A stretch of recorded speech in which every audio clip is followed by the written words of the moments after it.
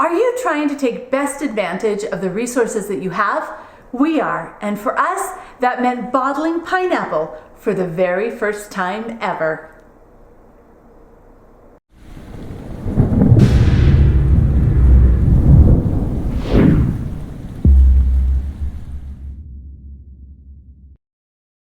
I'm Kylene. And I'm Jonathan, and we are the Provident Preppers.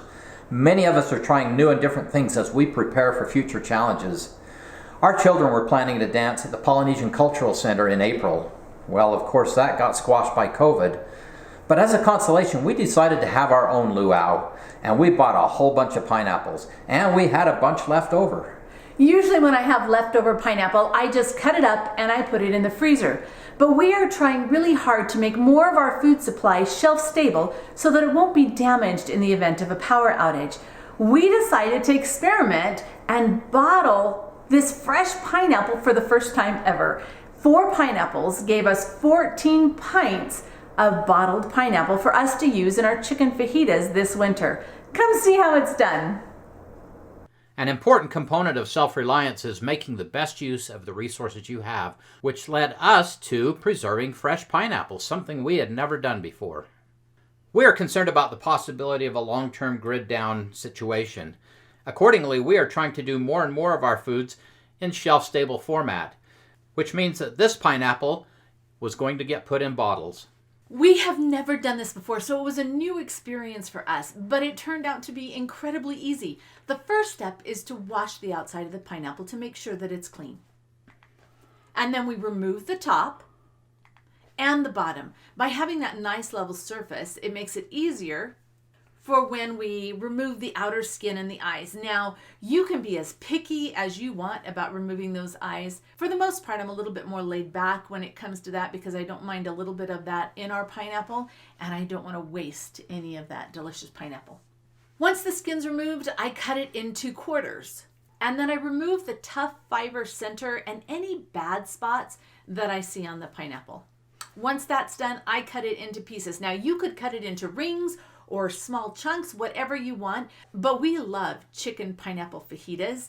And so I like those big chunks because I think that tastes best in our pineapple fajitas. And now those chunks are ready to add water or juice or syrup or whatever it is that you're going to choose to put in it and simmer.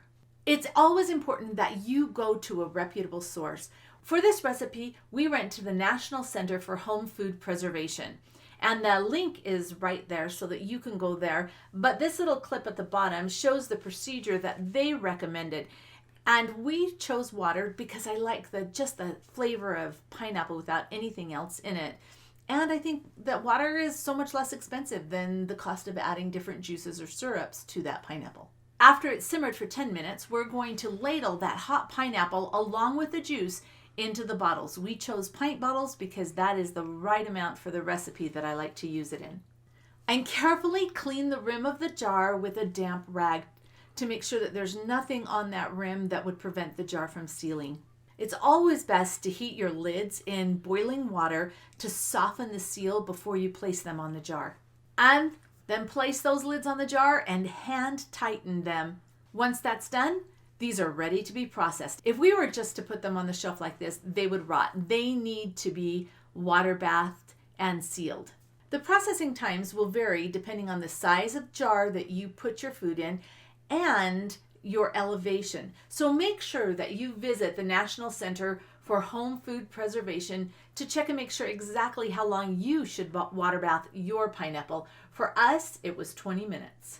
Once you have boiled those jars in that water bath for 20 minutes, you just lift out those beautiful jars and put them in a nice place to cool. When weather permits, we usually do this outside, and I have a plastic picnic table out there, so I have a cutting board that I put on top of it along with a cloth to catch any of the drips, and we just let them cool and seal out there. The 4 pineapples turned into 14 pints of beautiful pineapple chunks that will last at least a year, and generally we go a little bit longer than that.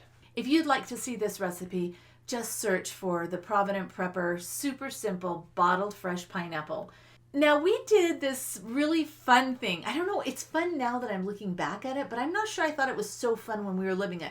But we went without going to the store for 90 days. And just to prove that we could actually do it and to enable us to fine-tune our food storage program. About week 6, we learned waste not, want not. Not that we have ever been really wasteful, but we really learned the value of how precious food can be during this experience. So that's one of the videos you might want to check out. Another one you might be interested in is shelf-stable egg substitutes. When we are living in a power outage and we don't have access to refrigeration or a freezer, eggs are one of those things that might be in short supply. In this video, I show you all kinds of things that you can use to substitute for fresh eggs in your baking. Check it out. Who would have imagined that bottling pineapple would be this quick and easy? And now we want to give a shout out to Rush Order Teas for our fancy aprons. Thank you. And now for the question of the day. What is your favorite way to preserve the harvest? Comment below. And thank you for being part of the solution.